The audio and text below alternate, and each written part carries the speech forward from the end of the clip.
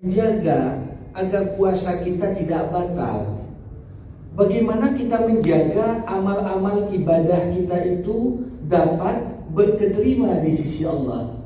Tapi sebenarnya yang juga tidak boleh kita abaikan, pertanyaan besar, bagaimana kita menjaga keutuhan dari pahala-pahala amalan yang kita laksanakan.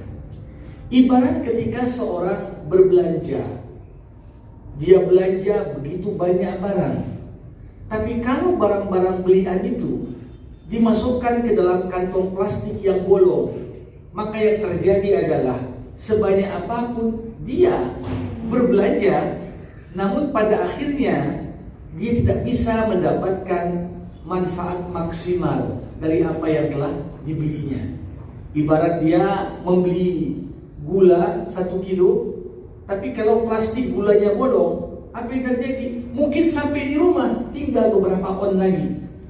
Begitulah gambaran puasa kita, sholat kita, tarawih kita, dan lain sebagainya.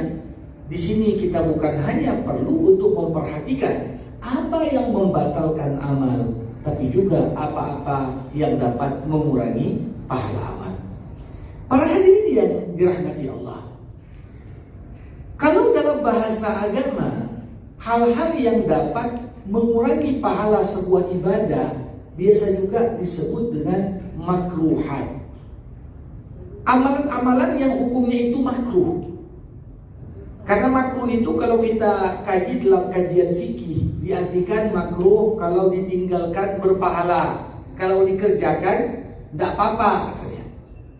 Nah, walaupun dikatakan jika dikerjakan tak apa-apa, bukan berarti pahalanya itu tak berkurang. Dengan adanya apresiasi yang Allah berikan ketika kita tinggalkan amalan-amalan makruh ini, maka sesungguhnya pahala dari amal ibadah kita juga akan dapat kita raih dengan sempurna. Kita coba lihat salah satu amalan penting di bulan Ramadan, tentunya ibadah puasa. Banyak praktik kebiasaan kita sehari-hari, kita melakukan hal-hal yang sebenarnya itu tergolong amal-amal yang makruh. Tapi boleh jadi karena keterbatasan ilmu kita anggap fair-fair saja, kita anggap santai saja.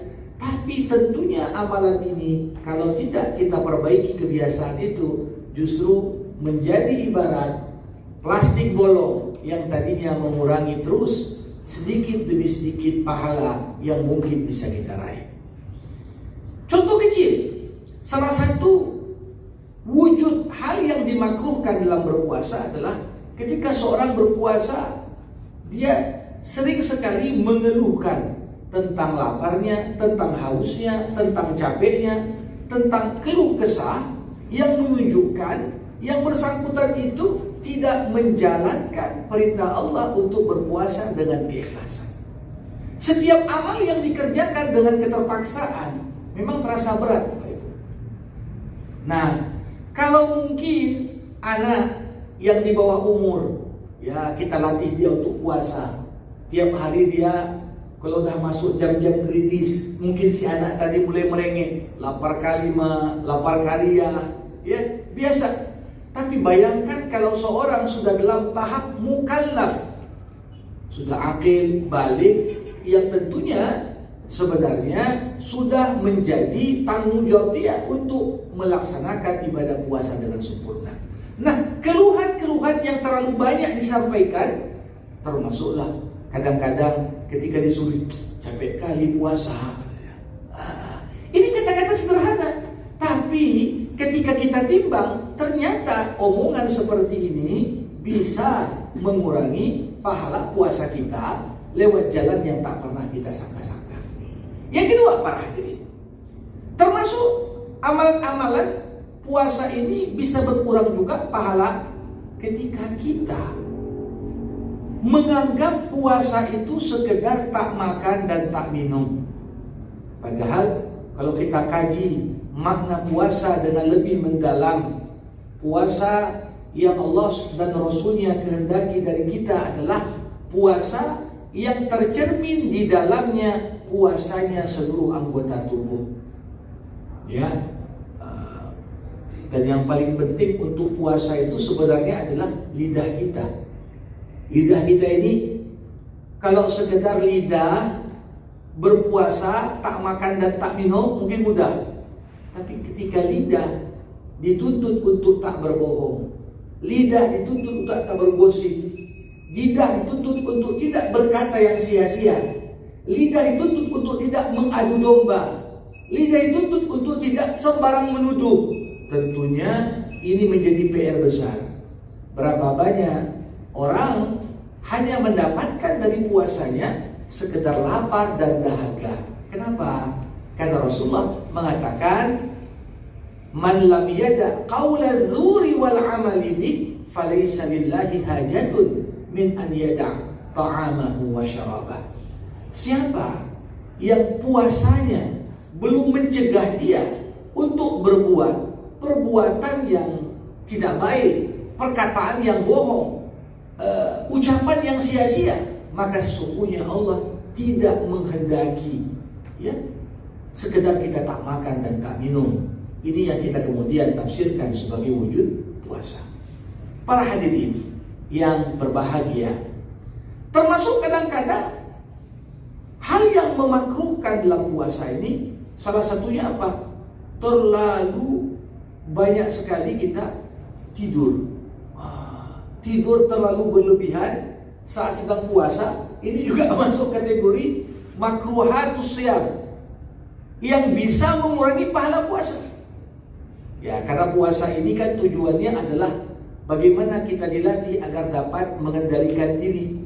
Ya, kalau seorang tak mampu mengendalikan untuk sekedar tidur terus, ya, memang tak jarang kadang-kadang ada yang berpegang pada hadis. Nanti ada Ustaz, saya dengar ada hadis katanya, naumus shaim ibadah katanya.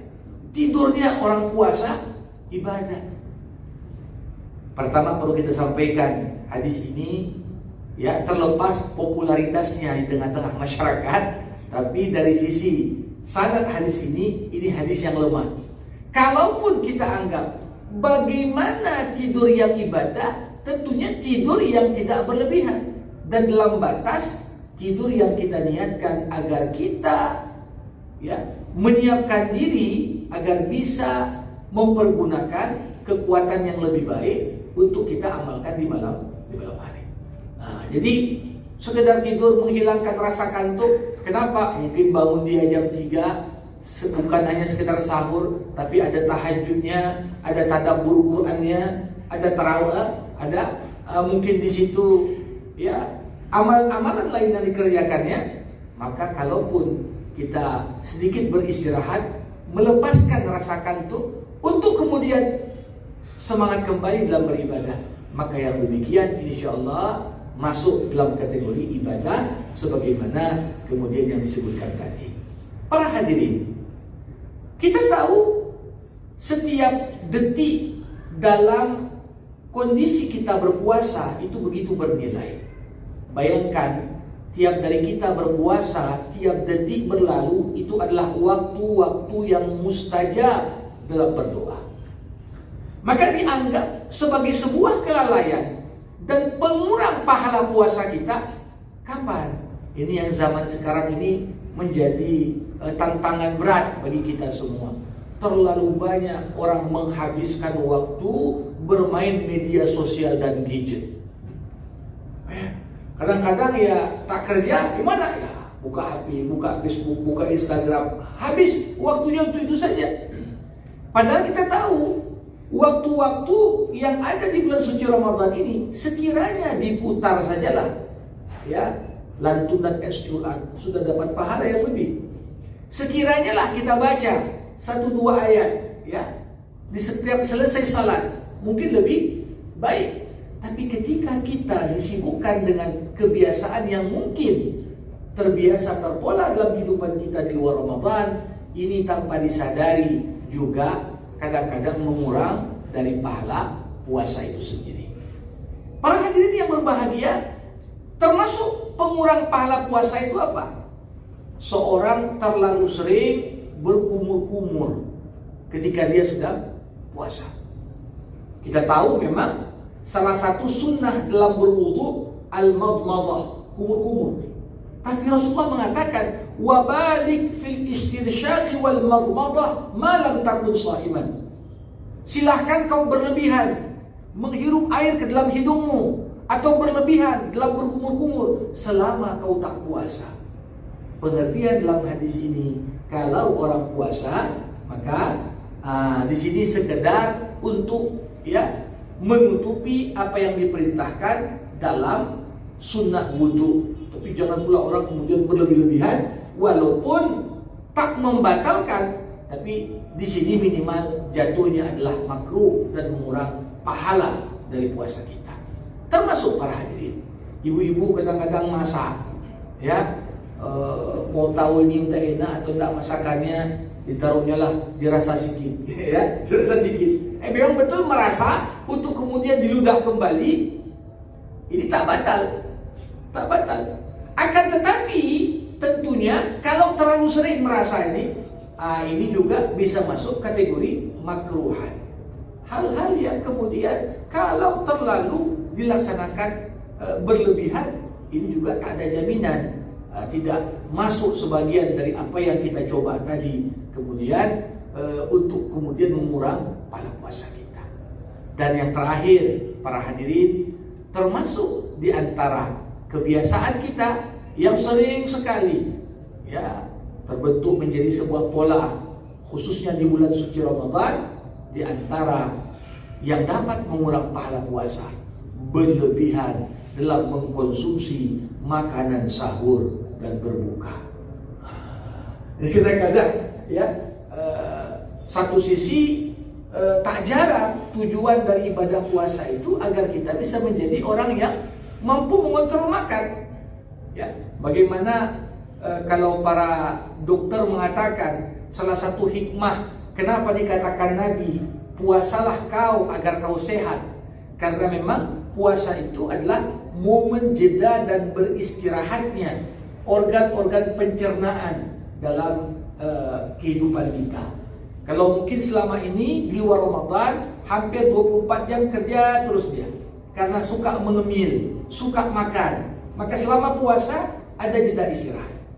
Nah, namun yang sering terjadi, walaupun seorang menahan rasa lapar dan dahaga hingga belasan jam di masa puasa, tak jarang kadang-kadang begitu beduk dan azan berkumandang di waktu maghrib, sikap balas dendam dalam buka puasa ini juga justru bisa membahayakan kesehatan orang yang makan secara berlebihan.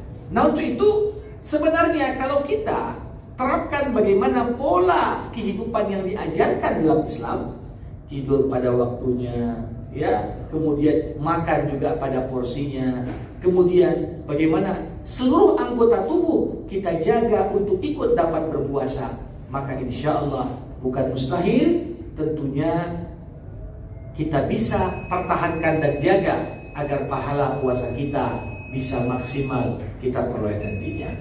Saya kira ini pengantar.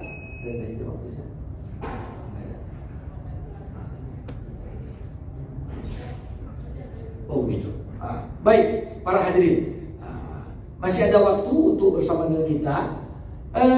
Tentunya dalam hal ini kita perlu melihat selain ibadah puasa di bulan suci Ramadan ini, banyak juga amal-amal lain yang perlu kita jaga agar pahala dari amalan-amalan tersebut dapat kita peroleh secara maksimal.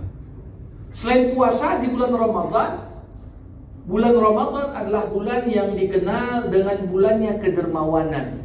Kita dianjurkan bersedekah, kita dianjurkan untuk kemudian berbagi makanan berbuka. Man aftara shaiman falahu mislu ajri shaim. Siapa yang memberikan makanan berbuka bagi orang yang berpuasa, maka baginya dapat pahala seperti orang yang berpuasa.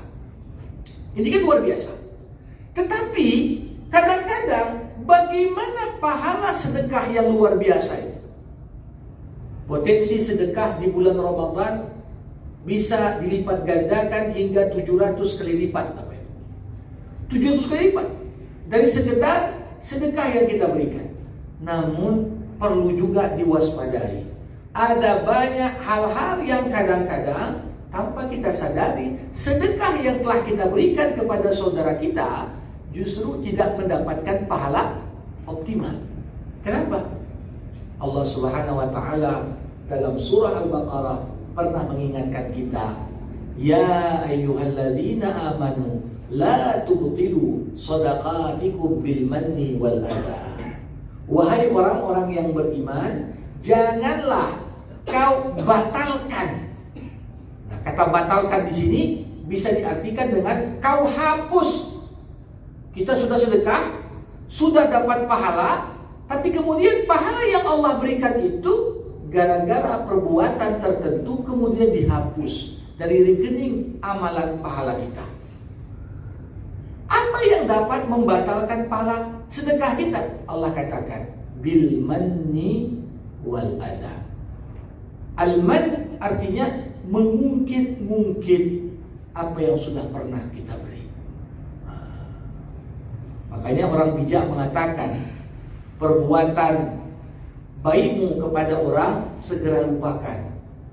Perbuatan baik orang terhadapmu jangan kau lupakan. Kenapa? Karena kalau kita ingat-ingat, si fulan itu pernah ku kasih ini, si fulan ini pernah ku bantu begini. Justru dengan mengingat-ingat kebaikan kita, potensi pahala dari kebaikan yang kita buat bisa tergerus. Tapi ketika kita mengingat kebaikan orang lain kepada kita, tentunya ini adalah salah satu faktor penting agar kita tahu berterima kasih dan tetap bersyukur kepada Allah.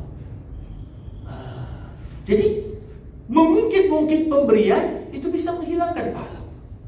Ya kadang-kadang kan begini, sedekah itu diartikan oleh para ulama memberikan sesuatu kepada orang lain yang membutuhkan dengan motivasi hanya mengharapkan balasan di sisi Allah. Itu pengertian sedekah. Para hadirin, roda kehidupan ini kan tidak selalu berada pada posisi yang sama.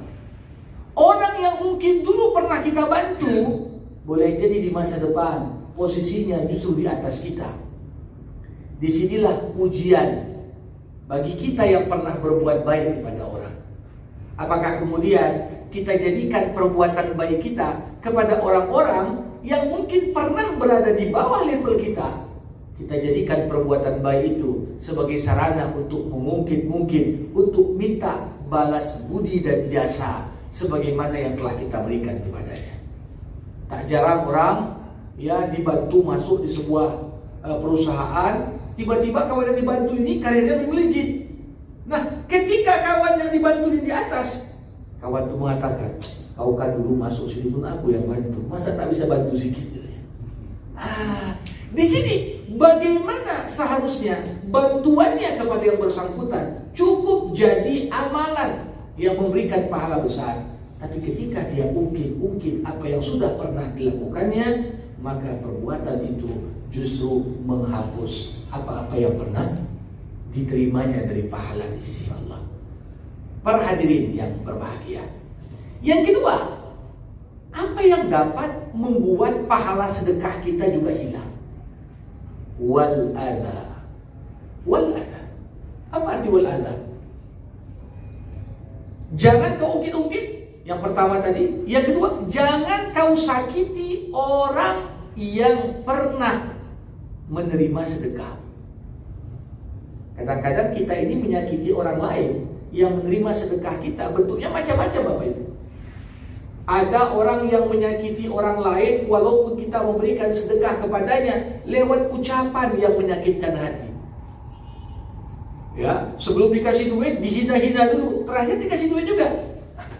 Ya, dikatakan, "Asih muka-mukamu aja kok." Ya, kadang-kadang lewat sipulan, berarti lewat proposal gitu ya. Dan sebagainya. Ucapan-ucapan yang sebenarnya tergolong bagaimana merendahkan orang lain. Kadang-kadang kita menyakiti hati orang Itu bukan dengan ucapan, tapi dengan perbuatan. Ada orang kasih sedekah Bapak Ibu, tapi dilempar dari mobil.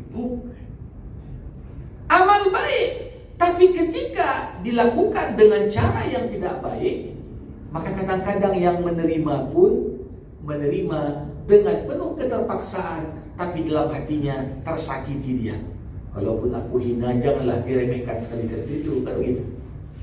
Ini gambaran, ya, amal-amal sepele, tapi cukup untuk membuat pahala dari amal yang seharusnya bisa kita peroleh maksimal, akhirnya kemudian menjadi tergerus. Termasuk di antara yang paling bahaya zaman sekarang, para hadirin.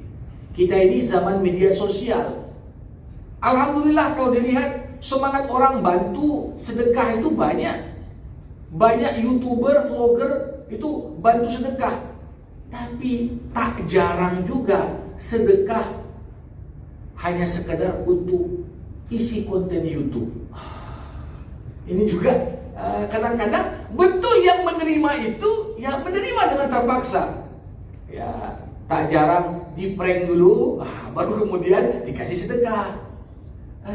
Nah, di sini para hadirin, sedekah pada hakikatnya adalah amalan yang baik. Tapi ketika sedekah disertai dengan mengungkit dan menyakiti hati orang yang diberi sedekah, maka cukup dua faktor ini membuat amalan sedekah kita tidak mendapatkan pahala optimal.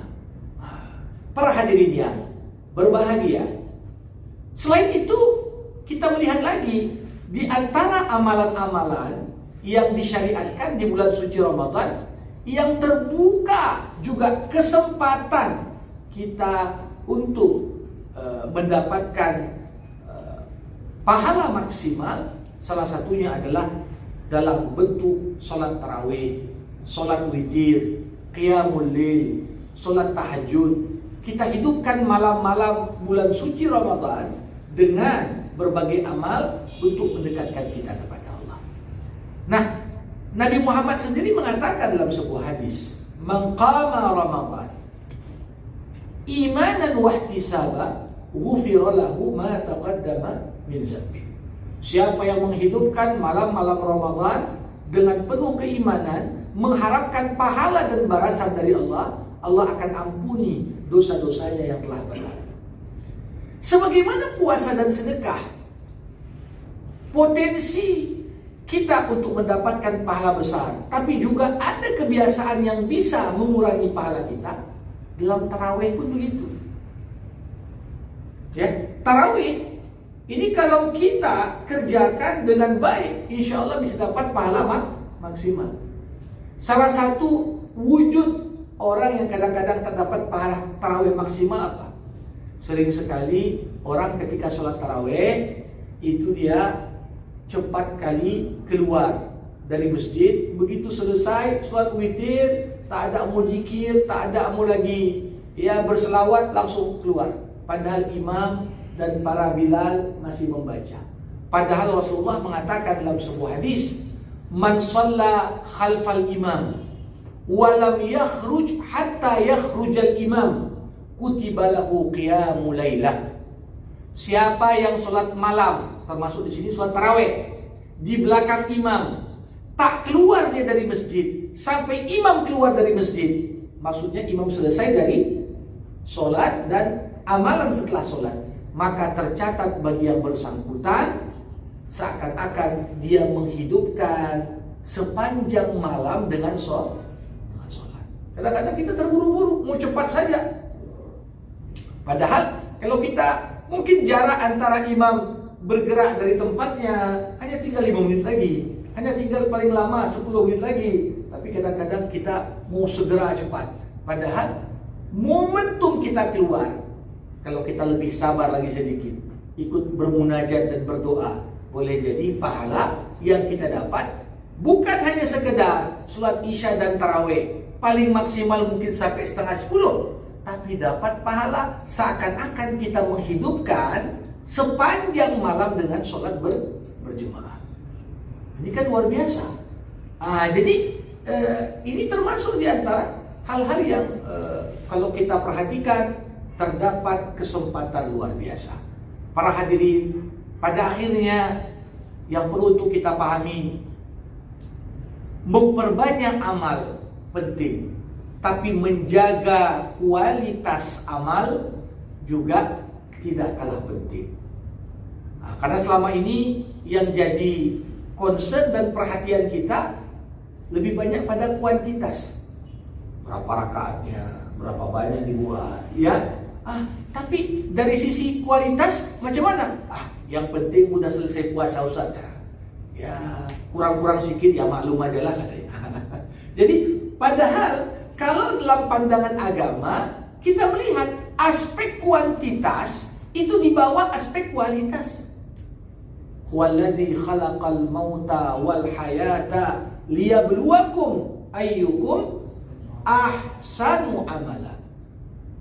Allah enggak katakan aktsaru amala, tapi ahsanu amala. Dialah Allah yang menciptakan hidup dan mati untuk menguji kalian. Siapa di antara kalian yang paling berkualitas amalnya? Tentunya kalau kita punya komitmen untuk jaga kualitas amal ibadah, maka insya Allah pahala optimal bisa kita peroleh dari puasa kita, dari lantunan ayat suci Al-Quran yang kita baca, dari tarawih yang kita laksanakan, bahkan dari amal-amal sedekah dan zakat yang kita keluarkan, khususnya di bulan suci Ramadan ini.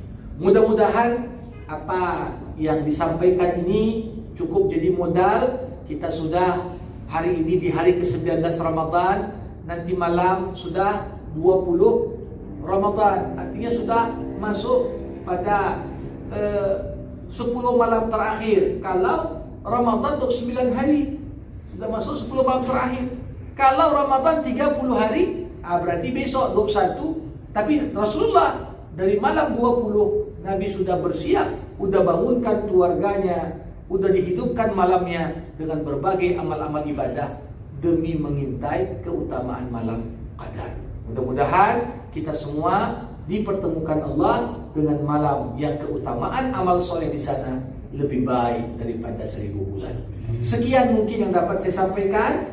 Kita tutup dengan doa sebelum kemudian kita tegakkan salat zuhur secara berjemaah. Alhamdulillahirabbil alamin. Wassalatu wassalamu ala asyrafil anbiya'i wal mursalin wa ala alihi wa sahbihi ajma'in. Allahumma ighfir lana dhunubana wa liwalidayna warhamhuma kama rabbayana shaghira. Allahumma rabbana awzi'na an nashkura ni'mataka allati an'amta 'alaina wa 'ala walidayna wa an na'mala salihan tardah wa adkhilna bi rahmatika fi ibadika as-salihin. Allahumma ihdina as-siratal mustaqim siratal ladzina an'amta 'alaihim minan nabiyyin was-siddiqin wasyuhada'i was-salihin. Rabbana zalamna anfusana wa in lam taghfir lana wa tarhamna lanakunanna minal khasirin. Allahumma khtim lana bi husnil khatimah wa la takhtim 'alaina illa bi husnil khatimah.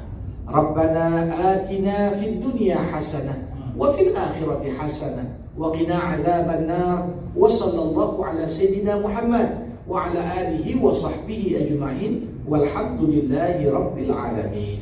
Terima kasih. Wassalamualaikum warahmatullahi wabarakatuh.